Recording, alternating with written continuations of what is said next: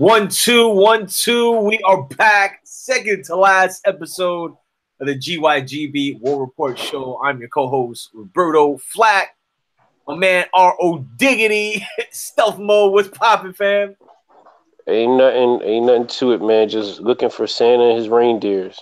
Yeah, word. So we're in holiday season, man. I mean, it's already approaching. I can't believe this year's already wrapping up.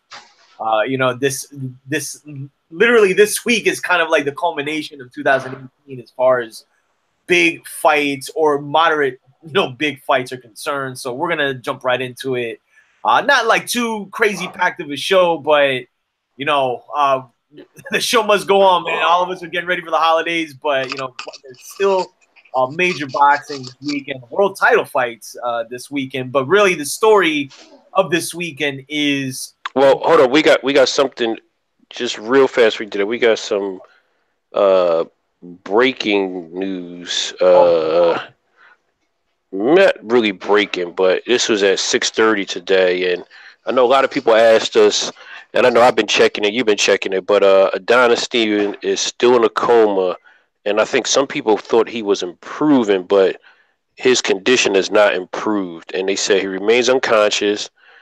And he's still sedated and on a ventilator. Wow. So again, his promoter Yvonne Michael said that doctors did not venture an option on what lies ahead for the 41-year-old fighter, but he further stated that there's no improvement at the movement, and he has a great team of doctors that are taking care of him and doing daily evaluations. So he's still in the hospital in Quebec and needs mechanical assistance to breathe. So again, he was, obviously he was, taken to the hospital by ambulance, admitted for, traumatic brain injury and needed neurosurgery. So he's in intensive care, and hospital has provided no official update on this condition since. So I just wanted to put that out there, and because again, I believe two things. Number one, there's boxing and then there's real life. We've teased them. I mean, even Kovalov. Kovalov went on and said, hey, I wish he would get better. And I think number one, this is a lesson because some of the fans need to kind of get off the comments and not say, hey, this is what happened when you allow, when you fight bad competition, it catches up to you. Like, that type of stuff needs to go, and the other thing is that, we got to keep, it's a fraternity. Yes, it's competitive. It's man versus man, but we got to keep these guys in our prayers, man, especially Stevenson, man, because, here's a guy that is about to get married. He has I believe he has a child on the way, man. And we know one or two things, man. Number one is, God could definitely work a miracle, but number two is that it doesn't look very well. His outcome doesn't look great. So I just wanted to say that and share that because I believe a lot of us just believe that, we could start teasing Stevenson and we're back to square one with him and he's better. Well, he hasn't gotten better, and I just think we need to kind of sidebar the personal comments until we get something definitive on what his condition is and just keep his family in our prayers. No, well said, man. I mean, it's just, I was thinking about it today, man, earlier, because we really haven't heard any news, until, what you were just talking about. But, yeah, man, I mean, look, boxing is one of those sports that reality has really hit us, it kind of been like the proverbial punch in the gut in situations like this. And, we've talked about, like the G-Man and what happened in his fight. And it's unfortunate, man. And it's something, again, we don't ever want to see happen to any fighter. As bad as we, fans may bash a certain fighter or may not like what they do outside the ring or what have you. Like, I don't think anybody naturally would ever want to see this happen to any fighter, but it's the cold hard reality of the sport, and that's why when you see that term like boxing is not a game, you're seeing unfortunately the ramifications of the realities of this sport, man. And we're all praying for Adonis Stevenson. And even on a personal note, man, I mean, ROD, you and Train know this. You know, I had a situation, you know, on a personal level, where literally I saw a miracle take place, man. So anything is possible as it relates to Adonis Stevenson, and we're all praying for him, and we're wishing him the best. And we'll keep you posted, man. We'll let you know what's going on. So yeah, this weekend we actually have a good amount of boxing, man. To be honest with you, I mean the big story this weekend is obviously the big announcement that was made in the fall. All these deals and all these acquisitions and streaming apps and things of such. One of the big storylines was the deal that Al Heyman struck with Fox. You know, the first announcement he made, or you know, that they made with the PBC was that they re-upped on the Showtime deal for like 3 years or something. And we're like, all right, cool. You know, we kind of figured, but then they laid the hammer down when they announced this Fox deal, where we were going to see Fox or boxing on the actual Fox network, as well as Fox Sports, Fox Deportes. But while we've seen this in the past, the thing that makes this really big is the fact that Fox is paying for this. You know, this isn't Al Heyman paying for the dates and just, you know, they'll put on whatever they put on. This is Fox working with the PBC, and they're committed to boxing. And this is going to be the first, or, you know, as the title says, you know, the Charlo brothers are going to usher in the debut of the PBC on Fox, as far as, you know, it being a solidified relationship. So we'll get to that, but there were some other fights. I was well, actually, a world title fight, IBF featherweight championship. Carl Frampton against Josh Warrington. This is a fight that we were hearing about for some time now, and we were thinking, you know, at one point we were thinking it wasn't going to materialize until next year. It's happening this weekend, so it's going to take place on actually, to tell you the truth, ESPN Plus. Okay, and this is how crazy this weekend is. Okay, we have that fight, which I'm also interested in, but then going on at the same time, you got Derek Chisora and Dillian White 2. That's going to be shown on Showtime and Sky Sports box office. Mm-hmm. 2 UK fights intersecting, and one's a world title fight. One is a fight that could potentially land the winner against Anthony Joshua. So ROD, what did you see? Did you see the face off with Chisora and White I think it happened today. I did not. I know that fight has what do you call it? It has drama written all over it. Sorry, I got some water. It got some drama written all over it, because here's the thing. I'm sitting here looking at that fight, and I'm like, you got David Hay. He's sitting back looking like, you know, the promoter, like, you know, he's looking like he on Love Boat. He knocked out one of the guys that he's now promoting. You know, you got part 2 of this fight that you're like, okay, do we really need a part 2? And then you got like Anthony Joshua just begging that, you know, these guys fight each other and something great happens. So I'm at the point where I'm just like, you know, the face off was good. You know, it's entertaining, but did we need a part 2 for this fight? And right, so the beginning of, you know, I think Chisora was kind of like rocking him a little bit, but then he got knocked out himself, I believe, in the first fight. So it's like, you know, I think everybody's picking Dillian White to win. I just want to know, did we really need a part 2 of this? Kind of interesting, though, like you said, that Frampton and this fight are intersecting with each other as well, because it just seems like this is more or less fratricidal war happening. 2 UK fights happen at the same time. You know, Also, everybody's going to. quote was Frank Warren and Eddie Hearn too. So that. Oh, okay. That puts a whole different paint job. That puts a whole different paint job on everything, man. But yeah, to your point, man, I you know, it's jam packed. You know, I'm more or less looking forward to the Carl Frampton fight. I think the action, I think that has more significance. The action is probably going to be in that Chisora fight. I mean, it's just so many different parts. You know, like you have David Hay.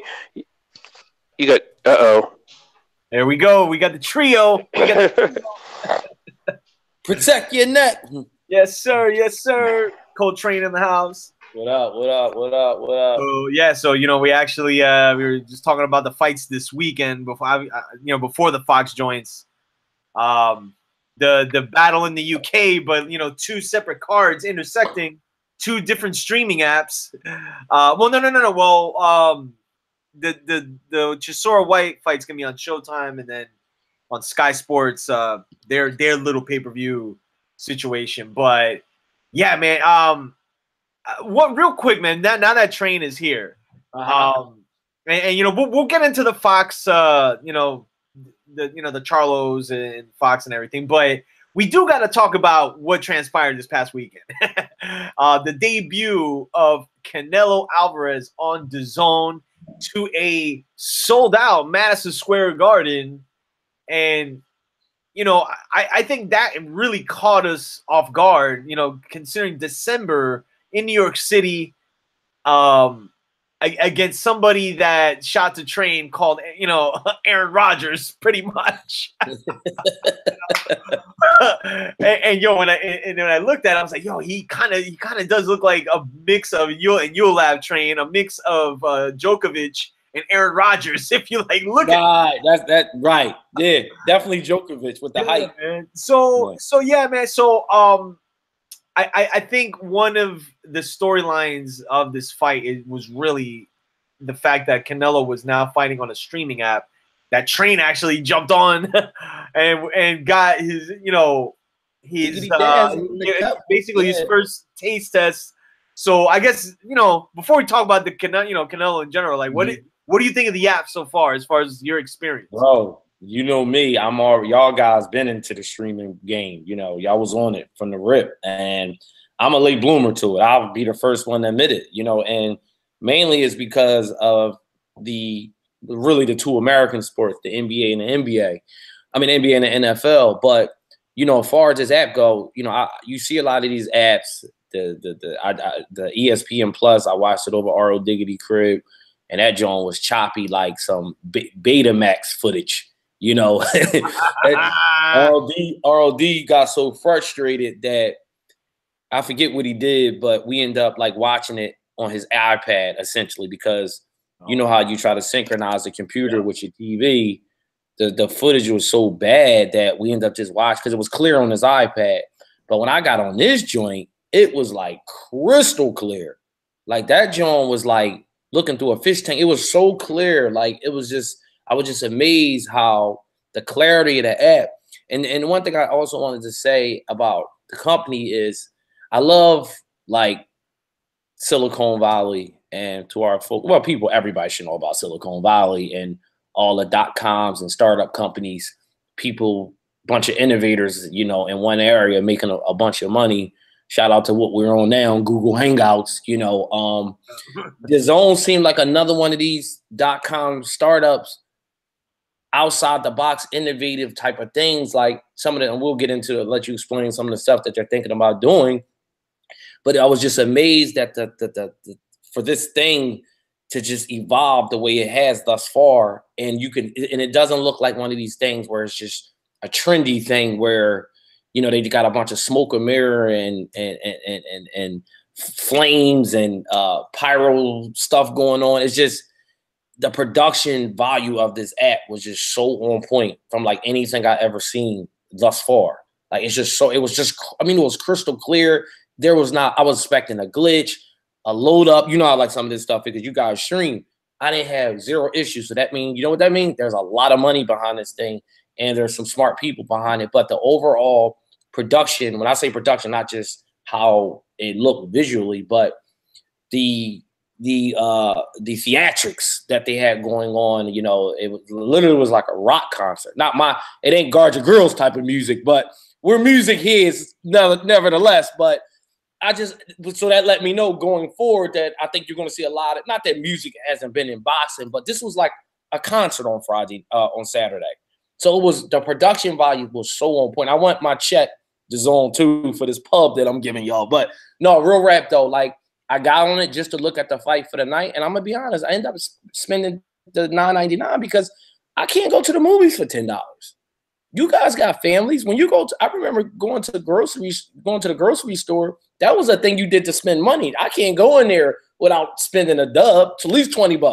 You know what I'm saying? Just to get a few items. So $10 to pay for something that I like and I love, I'm in. There you go. The only one left is Carl Diggity. Hey, you know what? You know what's funny though? You know what's funny? I think to Train's point, and Train said it really well. He said that really well. It make me want to buy it. But I think the Train's point, when he came over here and we watched the Bud fight, and it was it was an app.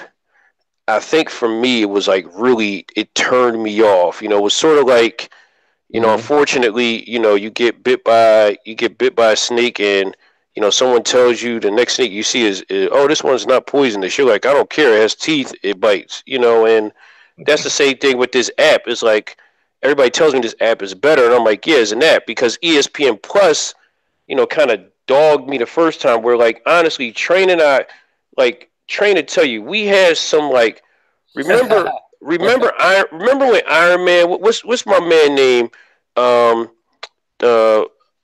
He used to be trained by Freddie Roach, the actor. Mickey Rourke. Mickey Rourke. Yeah, so remember his role in Iron Man where they had him in the cave and he had some like crazy doodad going on, like all hooked up. That's how it was when I had Train. That's how it was when I had ESPN2 hooked up. Like I had an Android TV. It wasn't like an iJohn. So like what happened was I had to hook the TV. It was so weird. I had to hook my phone up to my TV, like so it could be like smart, so like it could mirror. And then what happened? It just started like at some point in time, like in the 6th round, it started glitching. And Sleep and Train were so mad at me, man. I'm like, you know what? Let's just watch on the iPad. So we gathered around the iPad, the small behind iPad, and watch the rest of the fight. And I just say, you know what? I'll never do this again with an app.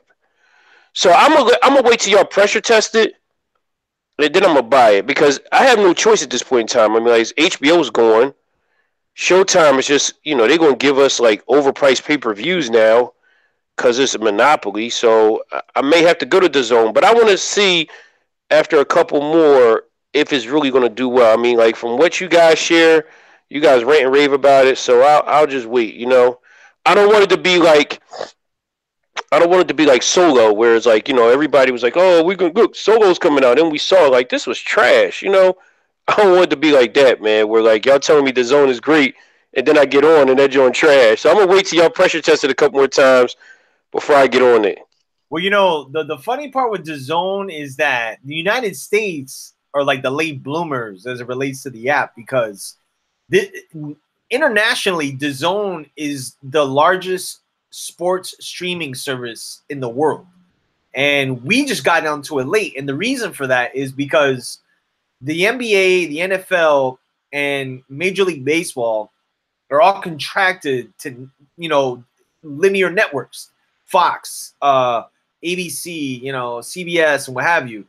So when you look on DAZN, like Canada and the UK and Japan, they have rights to the NBA and the NFL and Major League Baseball, and they're able to watch it for, I think, the equivalent of only $20 a month. The United States, that's not going to happen until like 2020 or 2021 when those deals are up. And they all know, NBA, the NFL, they all know about DAZN, and they all know where media is going. So it's going to get real interesting when these big networks start, you know, they want a lot of money, you know, to you know, show their stuff on their networks. Well, DAZN comes in, and DAZN's thing is they're trying to eliminate advertising. But that's how in the United States, how everything is sold, right? You know, the commercials and in the NFL, that's what pays for everything. But DAZN, apparently, you know, obviously they got deep pockets, and they're trying to show, like, I guess, or show a different route where instead of the commercials, they're showing you more in-depth coverage of that particular sport, which I think they show with the NFL and baseball in other parts of the country, in other parts of the world. We get the commercials. So it's interesting, man. Like when you really dig deep into it, in the United States, they went towards boxing and MMA because those are the two sports that have solely relied on, for the most part, on pay-per-view in the last, what, like 10 years, as far as the big fights. So I mean, right now, man, they only have MMA, boxing, cricket, soccer, and then these dudes, Ak and Barack, who have a show on Sirius. They're on DAZN and they have like a talk show or whatever. So that's all you have right now. But next year, Major League Baseball is going to be introduced into the United States, the DAZN package. So I think in a couple of years, we're going to start to see that app really hit the United States market as far as having the ability to watch. Yo, like, think about in 3 years when the everyday person can watch the NFL or any game they want on their phone, like at any time, anywhere they want, for $20 a month, which is looking like what's going to happen. So, but let me just say this real quick before we move on about DAZN, what makes them smart. And we talked about this in our group thread. I think the way we grew up following boxing is going to change like dramatically. I think what you're going to see is kind of what you're seeing now. And, you know, Al Heyman kind of like spearheaded this, where you pretty much have fighters basically being free agents, but at the same time belonging to, I think, the networks. And I know Rada Dahl was talking about this, you know, on the last show. The networks are kind of acting like the promoter. They're in a promotion role pretty much. You know, you see these bidding wars, you know, for these fights. So it's almost like, you know, how like the NFL and the NBA do these large TV deals. It's kind of like boxing is kind of going in that direction because the TV is where the money is, essentially. And the managers or the promotion companies are doing deals with places like DAZN and networks, and just pretty much letting a fighter have his say on what he wants to do versus how it was in the past, where, hey, you're going to fight this guy next week, or you're going to fight this guy. Obviously, you have to, you know, abide by the sanctioning bodies, you know, but let's face it, what are belts anymore in boxing? You know, the lineal belt, like, what does that even mean anymore? You know what I mean? So at the end of the day, you know, what they're doing, they're you know, the whole term of stepping into the AM. Essentially, that's what they're doing. This is a new format of boxing, and what was so evident to me was Tevin Farmer, not because he won his fight, but he was more so talking about how he was comfortable with what just took place with DAZN. He didn't say it per se, but if you read between the lines, you know, just last year he was screaming for Gervonta Davis. Now it was like, what did he say, Roberto, at the end? I'm getting his money. Remember he said that at the end? Yeah. Yeah, and I think he's kind of he knows his situation, but I think he also knows they are, you know, because I forgot this dude Tim Smith that's kind of the figurehead for the PBC. Mm-hmm. I mean, I think everybody involved knows, like, Tevin, you know, Gervonta Davis is not going to go to DAZN. So right. I guess his situation is like, look, man, we can entertain the fight, but I'm getting paid to fight these guys. Then so be it. I mean, because look, here's the reality, man. Like, Tevin Farmer can end up fighting Miguel Burchell, which is another unification fight, and might, you know, and that's a tough fight too. So I think for the division's sake, Tevin Farmer actually has more options. Where with Tank, I mean, and you know, they announced he's fighting Abner, you know, officially. You know, we've kind of knew about it, but fighting Abner Mars February 9th. But again, like Abner Mares is really a junior featherweight, you know. Yeah. And past his prime, you know. Yeah, and so it is. It kind of is what it is. I thought you brought up a great point when you described Wilder and Fury. You said sometimes in boxing you got to create your own business. And Tevin Farmer, rather than chasing him, Gervonta, worry about your path and your career and see what happens. And the thing too is Tevin Farmer is actually fighting. You're right, and that's another thing. He's fighting. He said that. He said that too. Yeah. So it's like we've seen Tevin Farmer again 3 times. You saw Tank once, and you know, wonder why that is. Yeah. Hey, look, you know. So you know, as far as now. Again, like we were hearing reports as far as the subscription rate hasn't really increased much on the Zone, and you know, they're saying, you know, you got to be careful of the reports because I'm hearing like 26 million people watch the fight, and I'm hearing that, you know, nobody subscribed, but you know, shout to ROD who said, you know, the fight sold out Madison Square, which is true. So it's like, what do you believe? I think naturally it gained the attention of the general public. But I think for DAZN, being an app that is trying to gain traction in the United States, and Canelo right now is really one of your lead horses, they got to put him in very big level fights. And Triple J. Right. That's the fight that's going to bring the subscribers.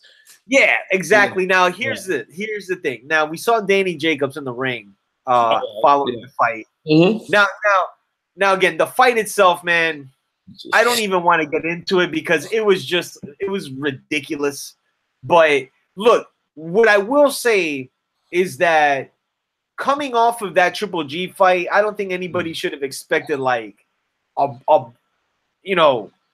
world beater for Canelo to fight. You know, it's just, I think the biggest thing was the fact that they painted this like he won a legitimate world title, which we all know is like BS. You know, we know who the WBA super middleweight champion is. But going forward, Oscar De La Hoya put out this tweet basically saying that, you know, we will be shocked when we see who they are choosing as Canelo's next opponent. But it's like, okay, like who would you say would be the most shocking fight that like would really like blow our minds? There's only one, and I think we talked about it earlier. Unless they're digging up another welterweight. Oh my God. They like getting those shovels out, going deep. I mean, look, man. I think to me the fight that makes the most sense is Danny Jacobs. I think that's probably going to be the next fight. Yeah, they sold out Madison Square Garden with Rocky Fielding, who even some of us on here had never seen fight or maybe seen fight once. Apparently, he had fans there. There was people there rooting his name. I mean, I heard it on the. Yo, I'll say though, the Brits, man, you shout to them because they travel like no other, man. That's crazy, right? We don't travel. Yo, like, all right, do you think if Floyd fought in the UK, like how many American fans do you think would fly to the UK? Like, and not no shots thrown, but like just legitimately, like not as many as like the people that went to the Ricky Hatton fight, man, where they pretty much was a 60-40 crowd, man. You know, like I remember that pay-per-view, like just nuts. But I think naturally New York, they were very receptive to Canelo Alvarez, man, and I think Danny Jacobs would do real big business in New York City. You know, I don't know if they're trying to really do the whole thing in Vegas again. And I mean, again, we talked about this, man. I miss East Coast fights, man. You know, Atlantic City had legendary fights. New York City had legendary fights. And look, they're inviting mixed martial arts too. The UFC have had now several fights in New York. So it's not like they're being and the PBC, they're fighting in the Barclays Center like every other week. So I don't see why Canelo can't fight. And granted, people say it's Danny Jacobs' hometown, but from that crowd that I heard on Saturday night, man, it looked like there were a lot of Canelo fans there too. So I don't think this is far-fetched as it relates to the fight maybe happening in New York. I just think it makes sense because you want to gain that East Coast crowd for a fight like that, and we saw it when Triple G fought Danny Jacobs in the Garden, so it packed the crowds. And for Canelo, I mean, I think it'd do more than when he fought Triple G. I mean, just because Canelo's an attraction in general. So the way I see it, Danny Jacobs in April or May, and there's a reason I say April, and followed by Triple G in September. I can't. What's going on in May? Cinco de Mayo. The Ringling Brothers is coming out of retirement. Wow. So we shall see, But so as far as DAZN's concerned, man, at least myself and Trainer on board in the crew. I'm invested, man. I love the sport. There's Demetrius Andrade's gonna fight sometime in January. Big Baby Miller's fighting on the card. Chris Algieri. What weight class is he fighting at? Is he at 60? Who? Andrade. Oh yeah, he's the WBO champ. Oh shit, that's what I'm saying. That's all. And also looming around is still obviously we haven't gotten official word as it relates to Triple G. We did hear though. I did hear on Chris Mannix's podcast that Triple G has one more meeting in New York City with the DAZN people, but it seems as if that's the destination. I don't know where else he would go. That would. Where else is he going? Come on. I don't. To me, I think this is ego. This is them trying to gain a little more leverage or money. Because look, again, let's be real. Canelo, for the immediate, still needs a third Triple G fight. I don't think he can go fight Danny Jacobs and then go fight like David Lemieux or at 168 in September, or go fight like Mikey Garcia at a catch 52. That Triple G and Eddie Hearn made mention of it, man. Because him and Oscar De La Hoya are spearheading this. The boxing. You know what's a fight you can't rule out? And I know Radada always used to beat this drum. Do not ever rule out a fight where Canelo and Earl Spence. No, I don't think that's out of the realm. I mean, but I don't think that's not on the immediate future. But no. I think that could be. Yeah, man, for sure, man, for sure. But yeah, we'll see what happens with Canelo. I'm thinking Danny Jacobs makes the most sense. I mean, unless you could do the Callum Smith fight, but the general public wouldn't get behind that. Yeah, and it's a more difficult fight. I don't see him doing that. I think it's Danny Jacobs, but we'll touch down on that, and then obviously if Triple G ends up making that official announcement at some point. But let's get to the debut this weekend of the PBC's official relationship now, not purchase dates. This is Fox saying, all right, Al, here's the checkbook for the most part. Post football too. That's what this. Yeah, right. Right.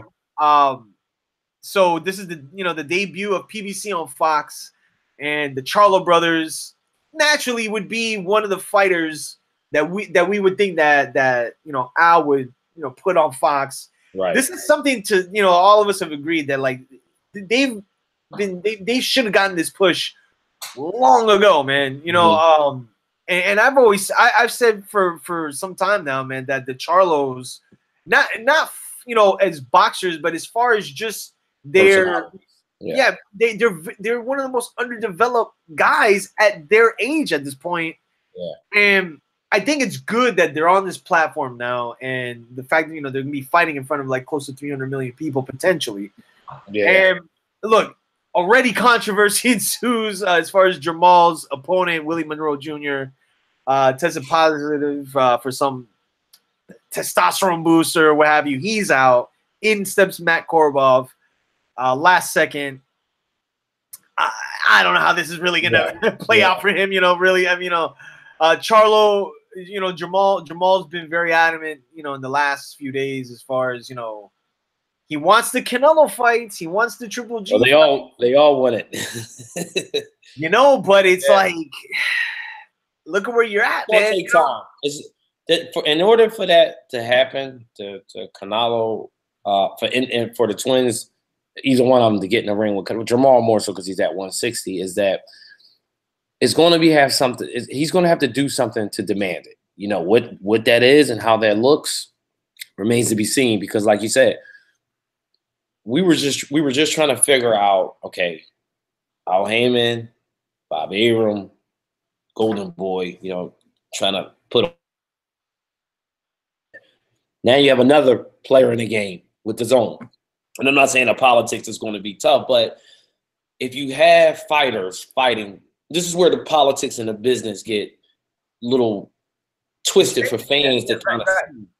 If you have a fighter that's on the zone and he's being paid X amount of money to fight fighter X or fighter Y or Z that you don't know who they are, they're from the fighter's perspective, they're like, well, I can get this fight with no politics, no strings attached. I can get the lion's share of my money by fighting these three regular Joes versus me going out of my way trying to fight a guy.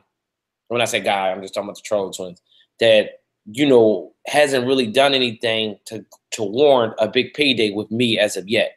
So it's some politic bridges, gaps that we have to bridge. You know, because now there's a whole. Can you imagine Bob doing a cross promotion with the zone? He's already like trying to throw. He already shitting on it already. I saw him taking shots. Yep. He already been taking because he sees what's taking place, and it's like, and I told you this, Roberto. I said this is the first time in a calendar year where Bob is not going to have a hand in a pay-per-view fight. That's like unheard of for Top Rank. And it is not saying that Top Rank is over because they just did this crazy deal with ESPN. But the problem is there are other resources and outlets now that are really making headway. So even though he doesn't have any middleweights that's going to fight Canelo, that's another thing. He don't even have a player in that game to fight Canelo right now. You know, who's the biggest? He's having his own problem. He's having his own problems. So anyway, so back to the Charlos, because that's who he's fighting on Saturday. That fight, if it's going to happen, that's about a 2-year away fight. You know, the Charlo is going to have to do something to see. The only good thing that he may have going for him, Charlo, is that Oscar, you know, seems to when push comes to shove, you know, he don't mind pushing. You know, he'll be like, okay. Because I heard him say, like, I would have Canelo fight one of the twins or a guy like Earl Spence. And, you know, if he's able to land like hopefully a fight with like a guy like Danny Jacobs, Triple G is not fighting any more fights like that on the way out the door. No, he's an older guy and he should get paid on the way out. That's just how boxing always been. You know, you don't take on some young up-and-coming guy that could potentially knock you down or knock you out. Nothing to gain from, right? Nothing to gain from financially. So I think that's out. The path to them is hopefully, like I said, like a Daniel Jacobs or Andrade, maybe them two, some sort of eliminator to potentially earn a shot. Because like you said, the zone is paying Canelo. How much again? 56? How much is this deal for? Who? Canelo? Well, he's getting Canelo. Canelo, right? Yeah. He's going to pay like $33 million a fight guaranteed. And that's not including all the endurance and everything. That's what I'm saying. So that's my point. So these people, we made the joke. We said it's going to be about 7 water pistols and those 11 fights, right? That's just right. Exactly. There's just not enough $30 million opponents out there. So what's going to happen is out of 11 of these fights, who knows if he do all 11, but if he at least do 8 or 9, half of those are going to be water pistols. Now the rest. This is when the DAZN brass will step and say, hey, look, these twins seem to be making some headway here. What do we need to do to get a fight with one of them? That's how also a fight can be made when the powers that be step in. Right. And I think the thing with Charlo too is that's crazy, by the way. That purse that Canelo getting. No wonder Floyd out here trolling him. right, exactly. I think the situation with the well, particularly, I mean, let's just say with Jamal, because the thing with Jamel, he has the Hurd fight looming, you know, and look, he fights this weekend too against Tony Harrison, but at the very least, he has a big fight looming that we know is going to happen sometime next year. With Jamal, it's like even the top middleweights, like top 5, are nowhere near the PBC realm. And this is one thing I try to explain to a lot of fans and even some of these people who like cover boxing that think that a lot of these PBC fighters have promotional contracts. Listen, outside of Danny Jacobs and Amir Khan, who both are signed to Al Haymon as an advisor, you know, an advisor relationship, all those fighters under the PBC banner don't have promotional contracts. It's like Tank Davis does with Floyd. But Jamal, and there's an interview, you know, I'll post it up, you know, on the Facebook feed, where he's sitting down. This is a few months ago, where he literally said, he goes, I know at some point I'm gonna need a promoter, you know. And the problem that he's having, man, is that, and I know he's being like very vocal about being frustrated and things as such, but listen, man, we don't know what's going behind closed doors as far as his frustrations is concerned, because like you said, Canelo's making 33 mil a fight. He ain't going to fish for you for a fight because like you have nothing to offer right now. And I think when you see what Danny Jacobs did and what Amir Khan did, where they're still advised by Al, but like they took control of their careers, you know, and they got placed in fights where, look, man, Danny landed what? The Triple G fight, right? When he signed that deal with HBO. And what's he potentially about to land? The Canelo fight. Right. Khan landed the Canelo fight. Yeah. And chances are is probably going to fight Kell Brook or Crawford, whatever. But you see where the opportunity is when these guys, when they're in a situation where they have to make a choice, like, well, you know, these are my big fights here. In the next or at least in the next calendar year, who's he gonna fight, man? You know, it's like you're already at a point where Austin Trout's like your biggest win, but that was like 4 fights ago. Right. So I get, like, look, man, and that's not to say that we don't want him to fight these guys. We absolutely do. But what threshold does he? Because look, here's the reality. He needs to cross a threshold, not anybody else, because everybody else that he needs to fight have world titles and are across the street. So that's what I'm saying. It's like he doesn't have any options. So where does he become the person to go to Al Haymon and say, yo, maybe I need to go to the zone, or you need to talk to Eddie Hearn and figure out a situation where I could fight there for a couple fights. And like, when it gets to that point, man, I think this is where boxing is going to really start to change as far as how the business is structured, because that has to happen. Because Charlos, I mean, look at Bud, man. Look at Bud's situation. Like, Khan's like their fourth option. So, but I mean, I don't know, man. I mean, what would you if you're in this dude's shoes, in Jamal's shoes, like, what would you do? Me personally, I would have listened to when Eddie Hearn was talking, because I thought, now listen, I mean, this is what businessmen, you know, people, you know, in those positions do. They're pitching their business to you, and he should be doing this. But I think that they just need some more exposure. I'm hoping, you know, let's just see what happens with this Fox. Right. Because there's obviously what they're doing. They're promoting them, which we always said they should, as a package deal, like the Williams. Man, yeah, absolutely. Klitschko brothers, Williams sisters, right? Isn't that how it was? Now, once they got famous, it became Vladimir and Vitaly. But when we first got introduced to them, they were the Klitschko brothers. You know, I just think that when you have how often do you have twin champions? You know, they're twins. Like, this is such a unique situation and they got personalities. Right. You know, they got the personalities that either you like them or you hate them. Those are the best kind of personalities you can have, because there's no down the middle. So you can have this side around you, this side around with you. But like I told you, I was showing you the promotions while I was watching the football games. Is that okay? I said they're making a conscious effort trying to promote these dudes, and I just think that a lot of years got wasted. So we're going to wait and see. They're still young guys. There's still a lot of fight left. But the thing about Canelo, you don't want it to get too deep where, you know, Canelo is tied up in his contract and a bunch of other guys are in line. That's what you don't want to happen. Like you brought up the Bud situation.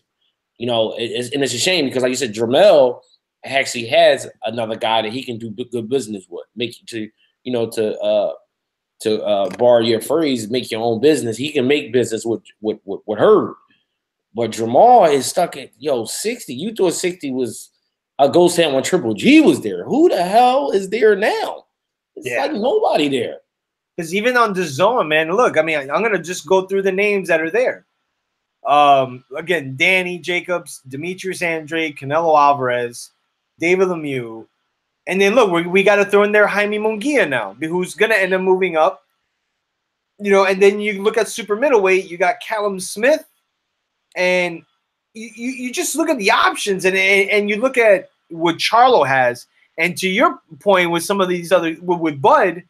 You know, they're going to have to get creative now with Charlo, you know, with Jamal, as far as who his opponents are going to be, because you can only do so many showcase fights with him, you know, and it's like he's going to get to be 29, 30 years old and not be in like one world title fight at middleweight. Because listen, man, the interim championship has never been recognized as a legitimate world title, but they keep these belts on these guys and they carry it around. Like, I remember back in the day, man, you didn't carry that. Like, people, they carried it to the ring or whatever, but, like, you didn't carry that to the press conference, like your interim world title. Like, you know what I mean? And now they got medals and everything. Like, it's laughable, man. That's why you was talking about Andrade. Man. Like, and look, even this weekend with the fact that they were making this whole thing with Canelo a world title fight or his third division world title. Like, come on, man, pump the brakes. That's what I'm saying about the Canelo situation. It's a tricky. His career is tricky because it's like, look, nobody's going to take away from him that he's really gotten better over the years, but it's just like. It's like, okay, he fought Triple G, right? And, it took a while for the fight to happen, but it did end up happening. Now it's like, all right, now we're back. It was so much bad that took place. Like, out of every fighter that ever became a star as of late, I know people crack on Floyd. I know you could say, well, he fought Marquez and brought him up, but that was one time that happened. That was like some unique, and he was trying to make a statement to Pacquiao, so you kind of understood it a little bit. Where with Canelo, he fought Josito Lopez, who was a junior welterweight. And listen, I don't want people to think like we coming at Canelo. I'm just simply making this point that when stuff like this happens, and he has 11-fight deal, like I said, it's gonna be tough trying to fill all those 11 slots. Triple G and him still have unfinished business because technically it's 1-1 because Triple G won the first fight, although it was a draw. And Triple G, Canelo won the second fight. Now we need to have a third fight. So I think you need to conclude that series. And listen, nobody going to kill him coming off. Like you said, that was a brutal fight. I think people forget that, even though Canelo won, he got some hands put on him. But it's just that where things start getting interesting again, like we're hoping this big announcement is Danny Jacobs and not some gimmick fight, so to speak. I will respect the Danny Jacob move. And I would actually pick Canelo to beat Danny Jacobs. It's just that I hope that it is that. I mean, we're not going back to some old ways. Yeah, and I think you brought up a point too, man. I think DAZN, they're not. They gave him the Rocky Fielding fight. They're like, all right, cool. Yeah, that's no problem. I have no problem with that. Yeah. This next fight, they're gonna need some, some insurance on their investment. Yeah.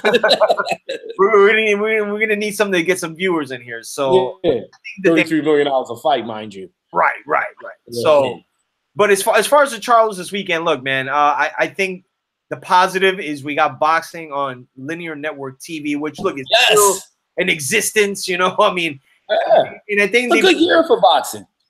Yeah, man, and look, and we've been seeing a lot of promo on NFL on Fox with the Mikey Spence fight in March and the Charlo brothers, and they're committed. You're noticing the difference as it concerns the paid dates, where it's like, all right, It's like the you're paying for your distribution. You know, it's like, all right, you got the dates, you take care of the marketing. They're doing the marketing. They're paying for the licensing fees. They have the dates. So this is why this is a big deal. So for Jamal and Jamel too, man, that's why them being vocal about they got to do that. They have to do that. So it's just going to gain more attention. And even I think there's football tomorrow, if I'm not mistaken.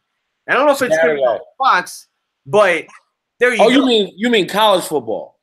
No, don't they start remember they start the NFL on Saturdays now too. Yeah. Today, what's the day? Thursday? Oh wait, I'm thinking Thursday. Yeah, I'm like, wait a second. Friday, yo, wow. Yeah, okay, yeah. I thought maybe vacay mode, dude. I'm in vacay mode. I thought maybe some mom and pop bowl game was on tomorrow. I'm like, wait a second. Yeah. Yo, man. So yeah, man. Saturday, we're back with the debut of Fox on PBC or PBC on Fox. I'm excited as far as just boxing being back on regular TV on a regular basis again. Even though not every card that they unveiled is like wow. Some I'm interested in, but again, Fox is getting behind this, and the fact that they're doing this pay-per-view with Mikey and Spence, they're invested. So we got to just take the ride, man. But besides that, I think that's pretty much it. We got one show left, man. Yeah, one show to wrap up 2018, which I can't believe is already wrapping up. Man, I told you boxing gonna make us old, man, because it's so far in between these fights. It's like yeah. We're already in the 2020 trying to line up fights. Right. And the wild thing is that I don't remember a year where so much happened in the second part of the year as far as how much it's changed the whole dynamic of the sport, the viewing of it, the potential matchups now. How these guys are gonna, or different networks and new platforms that are coming. Like we're heading in like a whole new era we haven't tapped into yet, man. So I mean, it's exciting times, and we're gonna be here, man. we're gonna be here for the ride, and that is pretty much the show, man. You got anything else to wrap up with, Train, or? No, but for, parting shot on the way out the door, I don't know if you caught Sean Porter calling Earl Spence the boogeyman of the division, which I felt was odd. Like, let me just hold up before we go. Let's just bring people back on track. This is a guy that was basically just after he fought Danny Garcia, basically said that him and Spence would get it on, will get it in next. That would be his next fight. Because obviously Keith Thurman, I don't know what's going on with his career right now, but Sean Porter said, "Oh yeah, no problem." Earl Spence was in the ring. It was one of the nicest calls I've ever seen in my life, but that's neither here or there. The fact remains that what happened to all the no doubt we're going to get it on next, and next thing I know, Earl Spence got to fight, a lightweight pretty much, and it ain't Earl Spence. Mikey came to him, so it's not like he went dug a lightweight up. And then you got these guys at 47 just kind of like maneuvering around. And listen, Earl Spence is not some French contender no more. He's a guy that's deserving of a big fight, and it's just crazy. I just had to get that off my chest. And he also said that he would hate to have to fight Terrence Crawford. He's saying because they're friends and things as such. But I'm like, come on. Yeah, translation. Okay, we get it. And this is the mind. Listen, these guys, some of these fighters, it's like Sean Porter. It's like his career just like came in. Like what? It all happened so fast. Like I feel it's like some of these guys they get a world title and it's like, all right. He's talking like a guy that's getting ready to retire, not like a guy that's. And Thurman was kind of talking like that too, man. I mean, Sleep always said that about Thurman, that he thought he was a guy that would retire early. I don't know, man. Crazy, man. I think a lot of questions are going to be answered next year, man. So, all right, my dude. But we'll be back. Not this coming week, the following week. We gotta big. Well, no, we'll be back maybe later in the week because later in the week, maybe do our end of year show like we normally do, break some stuff down, you know, some awards. Yeah, our usual award show, and also too, you know, we touched on HBO's departing, you know, their final curtain call and everything, but you know, I wanted to talk a little bit more because like we talked about it real quick, but it was so much going on and so much. Yeah, maybe you can reach out to Pops and check on if Rigondeaux got any fights coming up over there.